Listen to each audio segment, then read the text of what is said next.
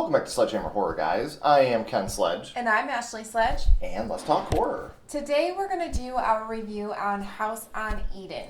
So, a little bit of a synopsis about this. 3 friends that are influencers are going out to try to find an amazing video so that they can get more likes, follows, and make more money. Something we are all a big fan and we all understand. Mm-hmm. So we're going to talk about the positives, the negatives, and we are going to spoil this film. So please check out House on Eden. It's definitely worth a watch, and let's get into the positives.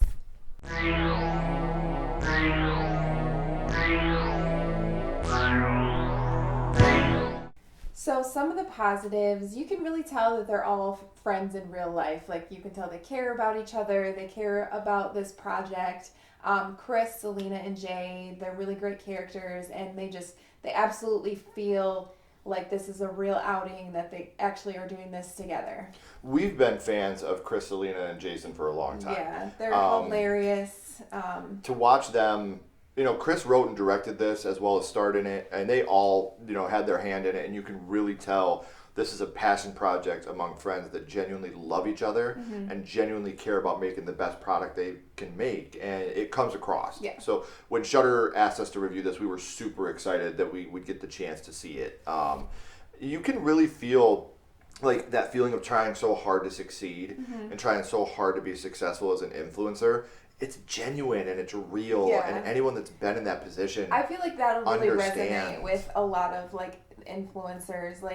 It's what can I do to get the best content I can get? Yes. And what can I do that's different than what other people are doing right now? I mean, it's a saturated industry, so everybody's doing it. It's just, how do you stand out? What do I do? What's that video to make me stand out? Right. So, and you really feel that throughout this video. Yeah. Or throughout this movie, I'm sorry. And Sam and Colby, they have a little cameo, which was pretty cool to see them in it. That's awesome. Another thing, I've been a fan of Sam and Colby since the Vine days. Yeah. I'm showing my age right now, but Sam and Colby have always been hilarious, and they're still doing amazing things. So to see them go on, and there's even a part where they're doing it, they're like, hey, what's up? We're Sam and Colby. They laugh about it. It was really cool to see Sam and Colby having a part of this. Absolutely. And then there's some of the hidden cuts that are really well placed. A spot where they're running through the woods, and then she's not there. You could, if you're looking for it, you could see the hidden cut. But the way they did it, especially with this being a found footage film, was awesome. Yeah. I thought it was incredible the way they did the hidden cuts in this movie. It was brilliant. Yes, filmmaking at its finest. The 16 millimeter shots are a great addition. There's some awesome 16 millimeter shots that just pop up every now and then. And I really feel like that gives it this more feeling of realness. Yeah. Found footage, you talked about being saturated. Found footage has become saturated, and a lot of times anybody with an iPhone can make a movie, right? Literally, that's kind of how it is nowadays. So. Well, and it's also kind of like the cool thing to be found footage. And this one was done in a way that is very reminiscent, and I feel like they really wear the Blair Witch Project as an influence on their sleeve with a lot of the dialogue especially. So, and that's not a knock. Like I said, that's a huge positive. They didn't completely rip that movie off, but they definitely had some homages to that movie, and they definitely wore the fact that that movie was an influence right on their sleeve, and it was well done. There was a really good jump scare. It was practical, and it definitely got us. So the way that this jump scare happens, you guys know I don't like jump scares. Yeah.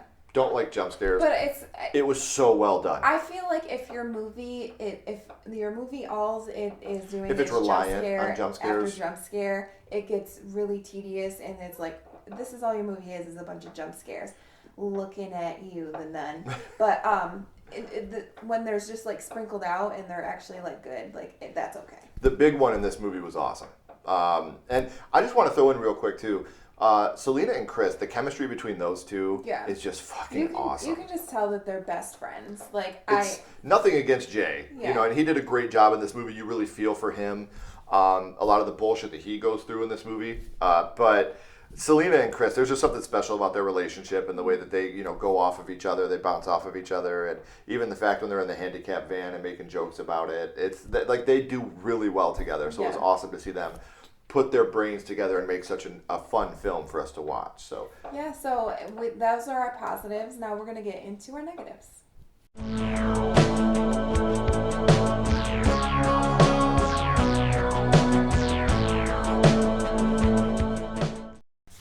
of the negatives that we came up with, there are some shots that really linger of like a flower and grass, and other shots that just are really long. I get trying to build suspense, but these are more time padding shots. Yeah. And for a movie that's as short as it is, it's a brisk watch anyway. Mm-hmm. You know, we didn't need those, and I think this is the perfect length for a film. Absolutely. You know, there's not too many things that are completely drawn out, but the ones that are very noticeable because of the runtime of the film. And there's a lot of shots that just cut to black, and then they come back at the exact same spot. They're not like a fade out, yeah. And it's not like a transition from camera to camera. Thank God it's not a fucking fade out. Ken would lose his shit. But I don't know, like, it think didn't... maybe it's like their pause, like they're trying to make it feel real because it's found footage, you know, it was just way thing. too much for me personally. And if you did it when you were cutting between camera to camera, or you were cutting from location to location, that'd be one thing. Mm-hmm. But when you're doing it and you're coming back to the exact same location, to the exact same conversation, I'm just like, that wasn't really needed at that moment. And some of the dialogue and jokes are spotty. Like, some of them are just like, I don't know, like a bunch of friends are just videoing what they're doing, and it's supposed to be like that, but it is cringy at points. It is, yeah. But I don't want to say this because this is a positive, really. I've always said that people that are comedians make the best horror writers, and I think this really shows with, you know, Chris, Selena, and Jay, because they're hilarious. They are hilarious people, and their timing. You know, their timing in comedy, their timing in horror is impeccable, and I think that's why their jump scare was so well placed in this film, because of the timing. So kudos to them for how amazing their chemistry is with each other. If you're not into slow burns, might not be for you. Yeah. This is a slow burn, and I know we just talked about how brisk the runtime is. There's a lot of moments that are very slow burn. They pay off at some points, but it is a slow burn film. And the ending, it was very anticlimactic. I guess, I don't know, we were just a little like, we thought it'd be underwhelmed. More. Yeah, we thought that there would be more happening at the ending. So I don't want to get too much into it because this is our non-spoiler part. But yeah, it just, for, you know, you want a good payoff, especially when you have a slow burn like that, like a big payoff. And I feel like we didn't get that. No.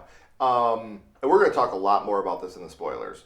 But like I said, we're picking for some of our negatives here because we did enjoy the film. But now, if you haven't seen it, please, it is available on Shudder. Go and check it out. And if you have seen it, let's get into the spoilers. Let's do it.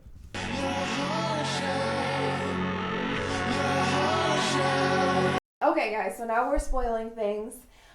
They are in their handicap van, and they're supposed to be heading to the graveyard that Selena has done a bunch of research on.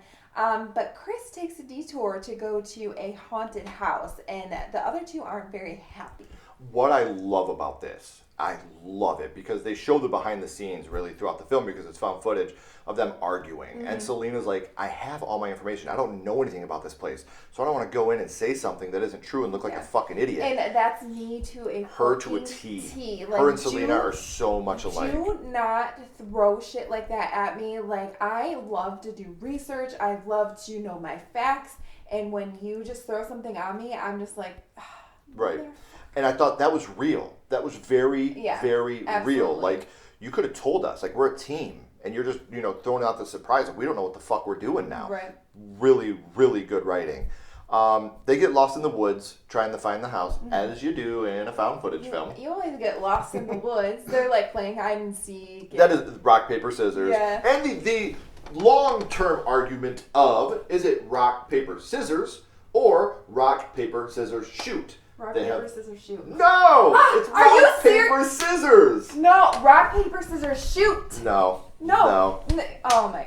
Okay, Let us know in the comments, what is it? Rock, paper, scissors, or do you add the shoot at the end? Shoot. We would love to know. Shoot, yeah. Team shoot here. Team shoot. So they left a piece of equipment in the woods. Obviously, you have to go back to the woods. So Selena and Jay go back looking for it. Pretty much Chris is like, I guess you guys are gonna... You guys go ahead. Yeah. And so Chris, she passed out when she was walking down the stairs, and you see this woman in like a white nightgown.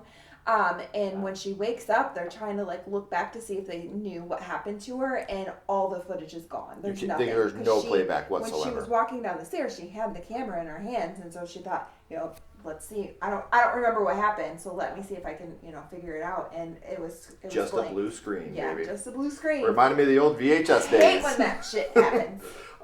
Chris and Jay wake up in the house all of a sudden because they were like, we gotta go, we gotta leave. Like, let's go stay in the van for tonight. We'll come back tomorrow during the day. They all pass out. They wake up, and Jay and Chris are downstairs. Jay pissed his pants. And Jay peed his pants. Yeah. Old pants pisser. And Selena's upstairs, and she's just looking out a window and like reciting a ritual over and over and over. And Jay tries to wake her up, and she punches him in the face. It's like, you don't wake up a sleepwalker, dude. Yeah. And so this is when throughout, like, Chris, she just starts to become this huge dickhead, like almost unbearable, like being mean to her friends, like, oh, I'm the star here. You guys don't do a fucking thing. Your one job is to get batteries, and you can't even fucking do that. Why do I have you here? You can't even set up the shot right. And later on in the movie, Jay will talk about, like, I don't even think she's ever yelled at me like before at all. And he calls her a see you next Tuesday, and he's like, when he said it, I was like, oh, Jay, no. And then he's like, I don't even think I've said that word about her. I was like, I fucking hope not. Right. Like, I hope you didn't. Friends. Like, that's something you say about your enemy. Yeah, but she's definitely turning into a just mean person to be around. Selena, so she puts on goggles and headphones, and she's like trying to be the what do you call, like, the communicate? Between the two of them, between the two worlds. The ghosts. Let the ghost talk through her. Yes. And this is when she starts speaking and like that ritual again, and you hear this like demonic echo, which was so really good. Creepy. So fucking good. It really was. And then Chris puts a bunch of cat balls. Yeah, they're like both in different. They're in different rooms at this point. And they're trying to communicate. And this is a good tension building scene. This really is. Like, because you have Selena hearing something in the I don't know what it's called, but it's like an audio thing that ghosts can speak through. Yeah.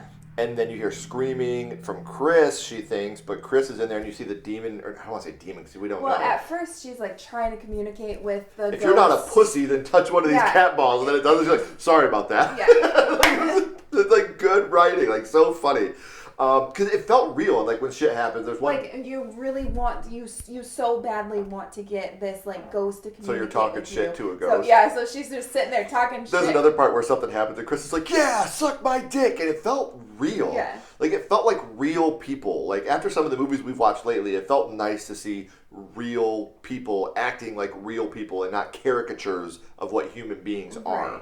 So that was a really nice scene of tension building in this book like between you said, the two of them. They had the cat balls that they light up like when the demon or ghost. Yeah, I keep saying demon, and I'm sorry. Like walks over them, I guess, and they light up. And they have a line, and Chris is at the door because she hears something, and the lights are getting closer to her at this point. Like I said, great tension, great suspense. She turns around, and then the lights are off. It's really awesome. Yeah. We find out that Chris is actually pregnant because she's been really sick. She puked earlier. She has been puking, and she's been unbearable. And she fucking sucks now. Yeah. We're at the point now where Chris just sucks. Not that it's like the pregnancy that's making her like that. Maybe it's the house. I don't know. I was really mean when I was pregnant too. Sorry about that. But yeah, so she is pregnant, and Selena, she is around for us. Like, even Selena's like, she can't handle her anymore. Like, she's like, what the fuck is wrong with you, dude? And it's just unbearable. Like, and I'm not saying the actor, like, Chris is fucking phenomenal, but her character fucking sucks at this point. She's treating, her friends, and clearly she doesn't normally treat them like this. Because they're in shock. Yeah. Jay leaves. He's like, I can't do this. Like, this isn't you. And it's just one of those things where when you work in a democracy, or if you've, I've been in bands my whole life, it doesn't work when you have somebody trying to be the leader all the time. And her acting the way she does, lead singer syndrome is fucking real. It really is. And it's really hard to, like, this makes it so you don't even want to root for Chris anymore. Yeah. Selena hears Jay screaming, so she goes outside after him. Yeah. And then this is where these two just disappear. So they done. So, Chris, she walks in on, like, this, I don't know, Selena. Like an apparition of Selena? Selena is, like, sitting there, and she's just digging at her gouging her arm. And there's no skin left. All you see is, like, muscle, and it looks so good. So fucking good. Practical effects there, and then her eyes just turn white, so. Yeah. Well, then a possessed Selena, because Chris runs. Yeah. She's in the bathroom, and a possessed Selena comes in and pushes her into the bathtub. It looks like it's like I don't know. It's not blood, but it's like red. It's like a darker water. Yeah, maybe there's blood in it, I guess. I don't know. But what I want to say here, another thing I want to say real quick, kudos again to Chris, because she fucking holds her breath under that water for a long time. I know. I thought that was the end of Chris. I was like, she must have drowned in the bathtub because, we just watch it forever. And then she, pops up. And I was like, oh. She must have taken lessons from the guy from Creepshow. I can hold my breath for a long time. So then we see a cult around the big circle, like the big fire Earlier, pit. there was a huge fire pit we didn't talk about. Like, oh, we missed the party because they could still smell fire. Like everything, it looked like it just had a fire the night before. So this is when they have that big circle and the naked woman. I'm assuming it's the lady in the white, like nightgown, because she's been around throughout the movie at different points. So she's naked as Very a jaybird. She slits her throat like on top of Chris, and this is like makes Chris possessed, I guess. So she like walks out to this fire, and we see that Selena and Jay are dead at this point, and they're like soaking her with the blood, and that's pretty much how the movie ends. The movie ends like that. Now there's a little subplot, and I think that it ties into the end of Lilith, I believe it is, yes. Who is Adam's wife before Eve in the Bible, and they have a lot of subplot about Lilith in this, and the snake, and then I think that the insinuation here is that she is kind of this new reincarnation of Lilith, if I'm reading this ending correctly, because she's definitely possessed, and the cult is definitely worshiping her at this point, and they're rubbing the blood of her friends on her. So I feel like that's what they were going for with the ending of this movie. Because like I said, that Lilith subplot is very special. And there's a lot of things about this movie that we took off. Because I feel like we don't need to talk about every plot point of this movie if you haven't seen it. There's a lot you should watch for yourself. But I do feel inclined to say that I do feel like the Lilith subplot pays big at the end. And again, I don't know this for a fact, but Chris is normally a blonde, and she dyed her hair red for this movie. Lilith is a redhead. And so, I feel like that was done intentionally for this film, and, to give her the look of Lilith already. And again, I could be way off base, but this is how I interpreted it, and I thought it was brilliant. So, I'm going to give this movie a 3 out of 5 on the skull count. I think that if you're making a movie with 3 people and then a couple, people behind the scenes, you're doing something right. Yeah. And they did something right here. I was entertained. Like I said, I had a very good jump scare. The practical effects are awesome. The comedy bits that do land are hilarious. The tension is great. So I'm going to give this a 3 out of 5. I think I'm going to agree with you. I'm going to give it a 3 out of 5 as well. Like you said, the comedy, Selena she cracks me up, like when they're talking about how the house has no power, and she was like, nobody lives here, and she's like, or they're poor. Or they're just really poor. I died. Like, she's just hilarious. Like, she's just a naturally funny person.